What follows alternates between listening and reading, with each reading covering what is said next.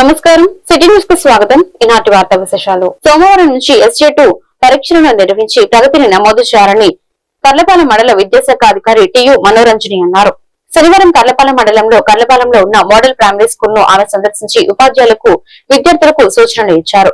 పాఠశాల పనితీరు పట్ల ఆమె అసంతృప్తి వ్యక్తం పరిచారు. ఈ సందర్భంగా ఆమె మాట్లాడుతూ పరీక్షలు జాగ్రత్తగా రాపించాలని ఉపాధ్యాయులకు సూచనలు ఇచ్చారు.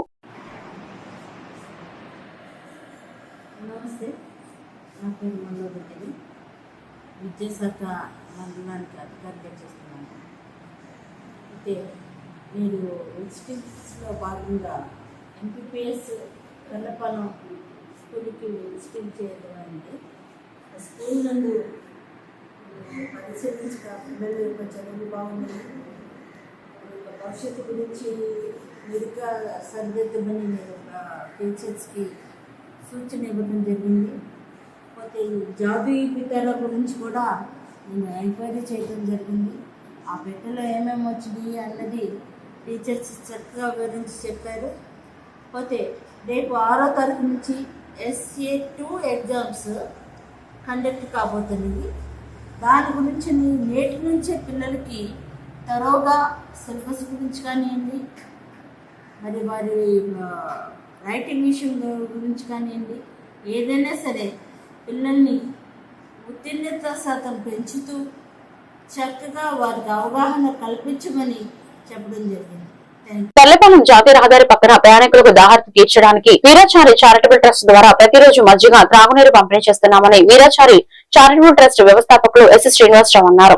ఈ సందర్భంగా ఆయన మాట్లాడుతూ ప్రతిరోజు దాతల సహకారంతో ఈ సౌకర్యాన్ని ప్రయాణికులకు అందుబాటులోకి చేస్తున్నామని ఆయన చెప్పారు. ఈ కార్యక్రమంలో నాగబాబు, శ్రీనివాసరావు, బాబురావు, చంద్రారెడ్డి తదితరులు పాల్గొన్నారు.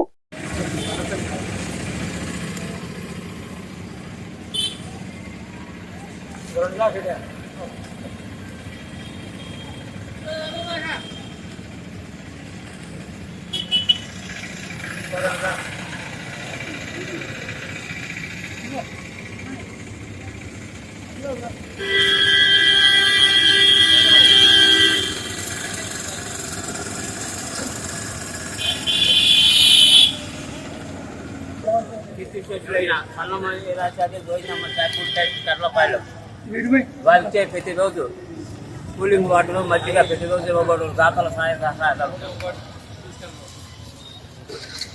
విజయ్ కుమార్ జ్ఞాపకార్థం వారి భార్య మల్లేశ్వరి వారి గుర్తుగా ఈరోజు మధ్యగా కూలింగ్ వాటర్ సప్లై చేశారు. అట్లాగే ప్రతిరోజు దాతల సహాయ సహకారాలతో మధ్యగా కూలింగ్ వాటర్ సప్లై చేశారు.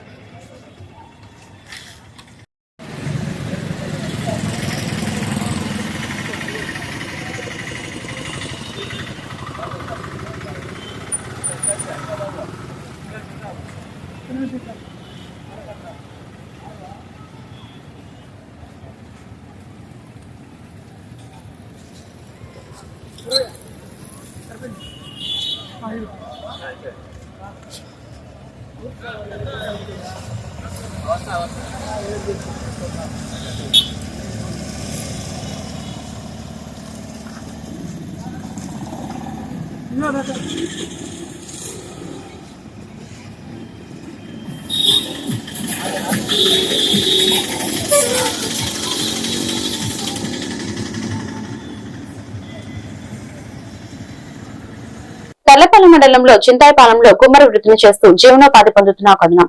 బాపన జిల్లా కర్లపాలెం మండలం చింతాయిపాలెంలో కుండలు చేస్తూ జీవనోపాధి చేస్తున్న దాదాపు 30 కుటుంబాలు ఉన్నాయి.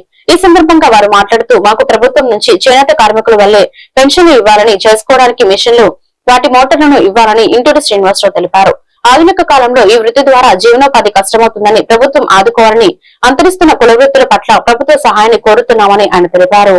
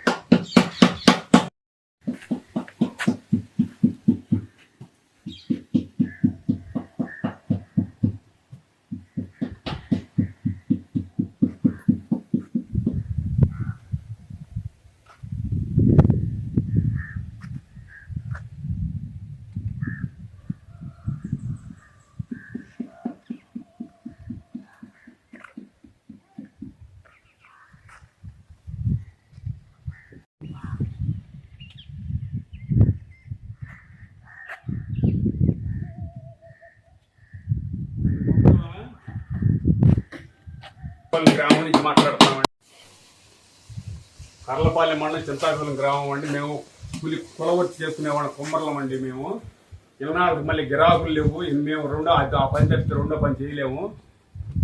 మాకు కొంచెం ప్రభుత్వం కొద్దిగా లోన్లు కానీ ఏదైనా ఇచ్చి ఆదుకోవాలి. రేట్లు అనేది లేవు. మాకు సార్లు ఉన్నాయండి. సార్లు మాకు ప్రభుత్వం ఏమీ ఆదుకోలేదు. చేయని వాళ్ళకి ఇచ్చారు కానీ చేసే వాళ్ళకి ఇవ్వలేదు. దాని గుర్తులు గురించి దాని కూడా మీరు కనీసం ఆదుకోవాలని ప్రభుత్వం ఆదుకోవాలని కోరుతున్నాము. లోకేష్ గారి దగ్గర కూడా వెళ్ళి అది మాకు తిరగటానికి మోటార్ సప్లై చేయాల్సిందిగా కోరుతున్నాము. ప్రభుత్వాన్ని విజ్ఞప్తి చేస్తున్నాము. మేము కుల వృత్తుల వారమే. మాకు గిరాకులు లేవు. మేము ఈ పని తప్పితే మీరు రెండో పని చేసుకోవడానికి లేదు. దయచేసి ప్రభుత్వం ఆదుకోవాల్సిందిగా కోరుతున్నాము. ఆయుర్వేద వైద్యం ద్వారా ఎటువంటి సైడ్ ఎఫెక్ట్స్ లేకుండా దీర్ఘకాలిక వ్యాధులను నివారించవచ్చని పేరడి ప్రభుత్వ ఆయుర్వేద వైద్యశాల డాక్టర్ సిద్ధార్థ అన్నారు. పల్లెపల్లి మండలం దమనవారిపాలెం గ్రామంలో అనిశెట్టి రామారావు సహకారంతో ప్రభుత్వ ఆయుర్వేద హోమియో యునాని ఉచిత వైద్య శిబిరం నిర్వహించారు. ఈ శిబిరంలో doctor Siddhartha, doctor Bhuvaneswari, doctor Roshan Jahara పాల్గొని 100 మందికి వైద్య పరీక్షలు నిర్వహించి మందులను అందజేశారు. ఈ సందర్భంగా ఆయుర్వేద హోమియో యునాని వైద్యం గురించి ప్రజలకు అవగాహన కల్పించారు. ఈ కార్యక్రమంలో యోగా ఉపాధ్యాయులు రవికుమార్, ఆశా అంగన్వాడీ కార్యకర్తలు, గ్రామ పెద్దలు పాల్గొన్నారు.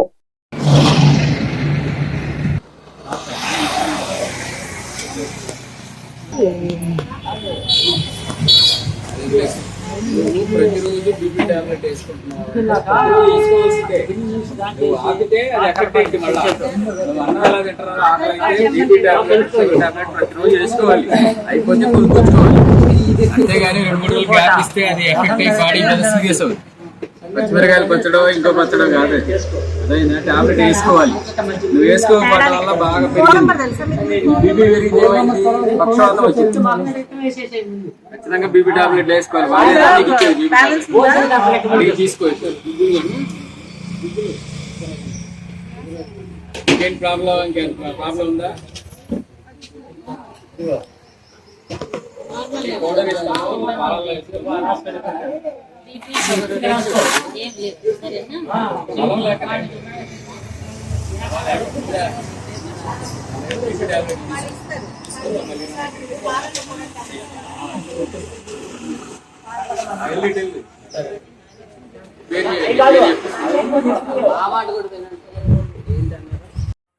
ఈరోజు ఆయుష్ శాఖ ఆధ్వర్యంలో ఆయుష్ డైరెక్టర్ గారి ఆదేశాల ప్రకారం రీజనల్ డిప్యూటీ డైరెక్టర్ ఒంగోలు వారి ఆదేశాల ప్రకారం దమ్మనవారిపాలెంలో మేము మెగా క్యాంపు కండక్ట్ చేయడం జరిగింది. ఈ క్యాంపులో ప్రభుత్వ ఆయుర్వేద వైద్యశాల పేర్లి, హోమియో వైద్యశాల జిల్లెలమూడి, యునాని వైద్యశాల బుద్ధ డాక్టర్లు, వాళ్ళతో పాటు స్టాఫ్ అందరూ పాల్గొనడం జరిగింది.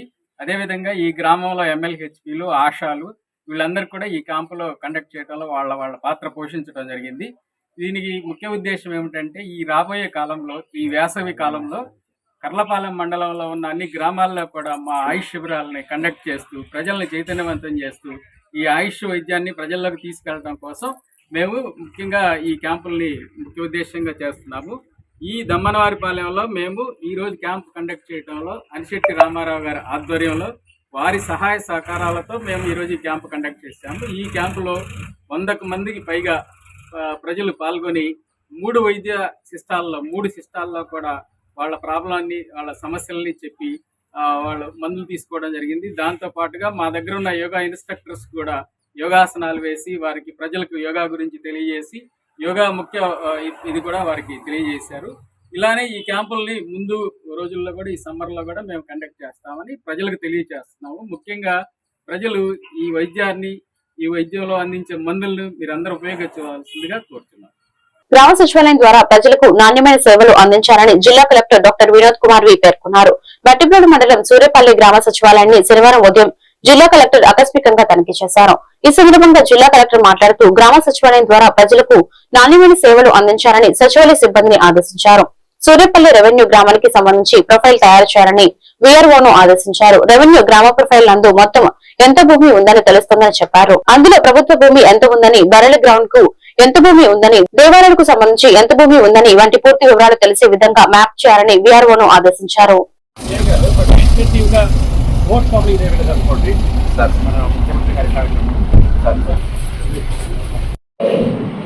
మీరు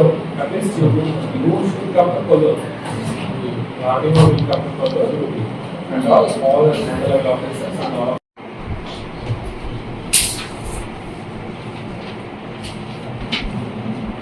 Yeah, by on the services who have closed beyond SLA. Department ఈ నాలుగు ఎన్ని కంప్యూటర్స్ ఉన్నాయి ఇక్కడ? కంప్యూటర్స్ ఉన్నాయి సార్. ఒకటి working condition printer cup scanner ఎన్ని ఉన్నాయి? పని చేస్తుందా? ప్రాపర్ గా ఉంది సార్. కానీ వర్క్ బ్యాటరీ అండ్ యూపీఎస్ ఉందా? యూపీఎస్ ఒకటి ఉంది. వర్కింగ్ కండిషన్ ఉంది. ఎగ్జామినేటింగ్ మెషిన్ ఉందా? ఉంది సార్. పని చేస్తుందా? Not working sir. మొబైల్ డివైస్లు ఎన్ని ఉన్నాయి? మొబైల్ ఫోన్స్ ఏం లేవు సార్. ఒకటి రిటర్న్ చేశారు సార్. అది నాట్ వర్కింగ్ సార్. ఒకటే రిటర్న్ చేశారు. ఫింగర్ ప్రింట్ స్కానర్ 7 ఉన్నాయి సార్. వర్కింగ్ లేదు సార్. మనమిత్ర స్టడీ ఉందా? ఉంది సార్. పెట్టారా? వెబ్ కెమెరా ఉందా? ఉంది సార్. ఓకే. సో స్టేషనరీ ఏమేమి ఉన్నాయి లిస్ట్ నాకు ఇవ్వండి. ఇప్పుడు బయోమెట్రిక్ అటెండెన్స్ ఇక్కడ నుంచి ఎవరు కూడా ఇంకా డెఫినేషన్లో లేరు. ఏమేమి రిజిస్టర్ మెయింటైన్ చేస్తున్నారు? ఒక నిమిషం వద్దాం.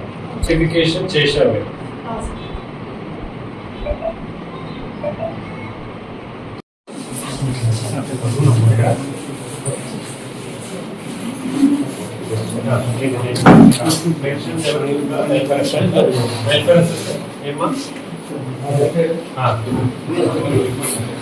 ఫస్ట్ టైం వచ్చారా? ఈ పంచాయత్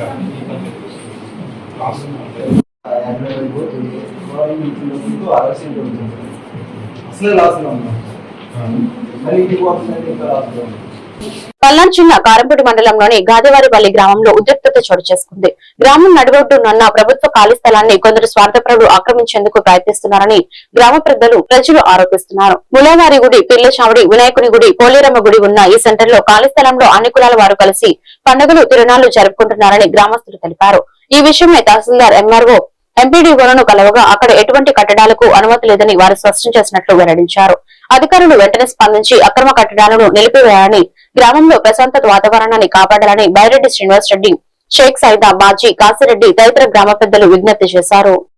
ప్రతి సంవత్సరము అన్ని కులాలు, అన్ని మతాలు కలిసి ఘనంగా నిర్వహించుకునే పండగ.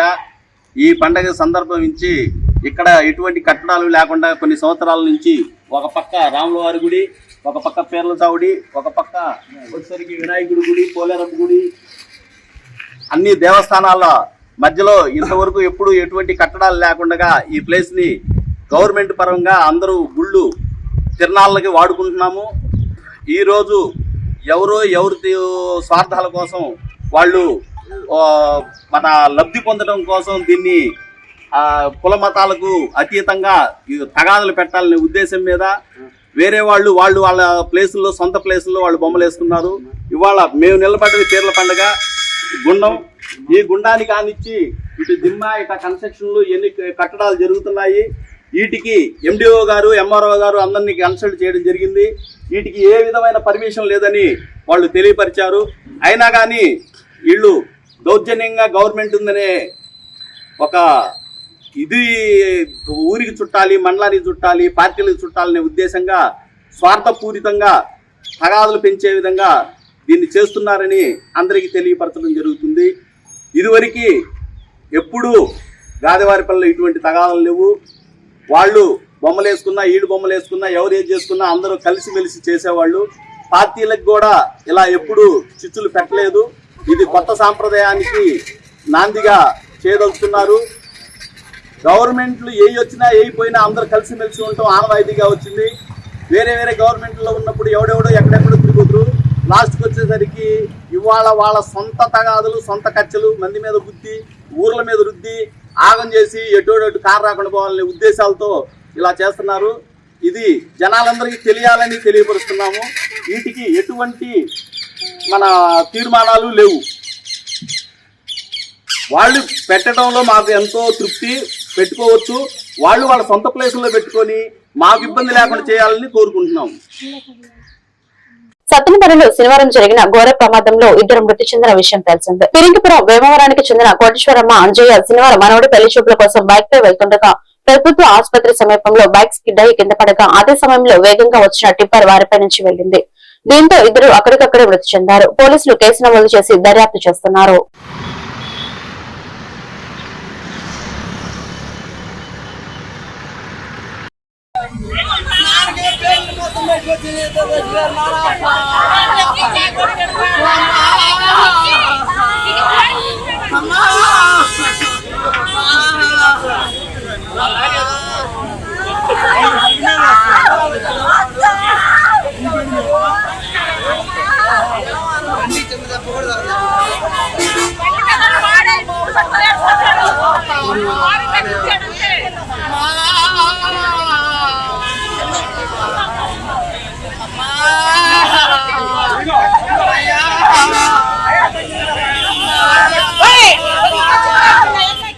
నువ్వే విగ్రహాల దొంగవని మీ బాబాయ్ మాజీ ఎమ్మెల్యే పిన్నెల్లి లక్ష్మారెడ్డి ఎప్పుడో ప్రకటించారని మాజీ ఎమ్మెల్యే పిన్నెల్లి రామకృష్ణారెడ్డిని ఉద్దేశించి ఎమ్మెల్యే జులకంటి బ్రహ్మానందరెడ్డి ఎద్దేవా చేశారు.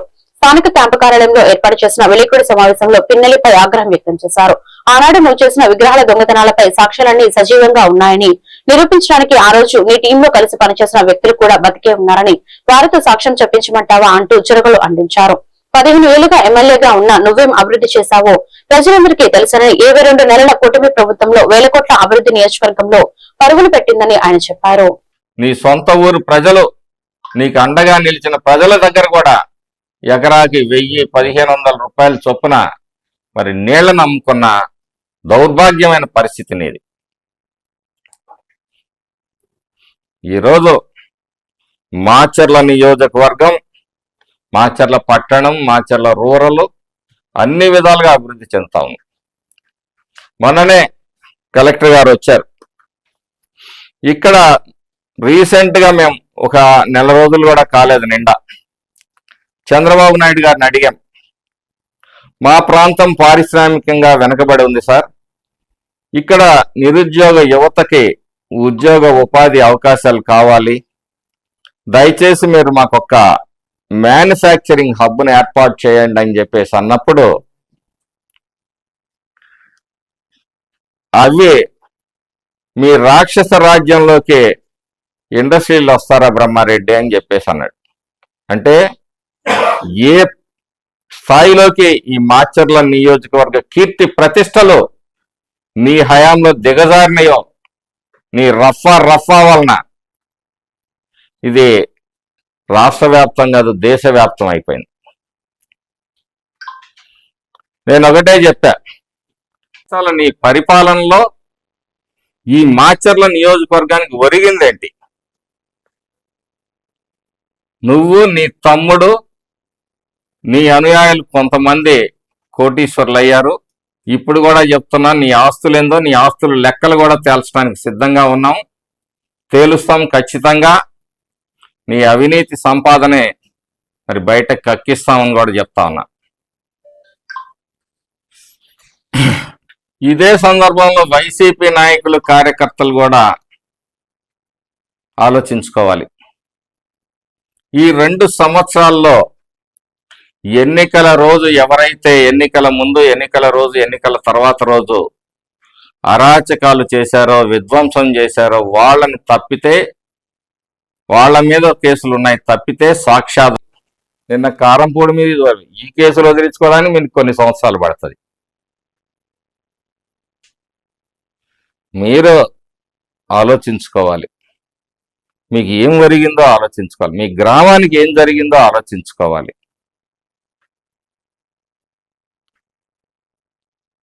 అలా కాకుండా రఫా అంటే ఊరుకునే ప్రశ్నే లేదు. ఖచ్చితమైన చర్యలు ఉంటాయి.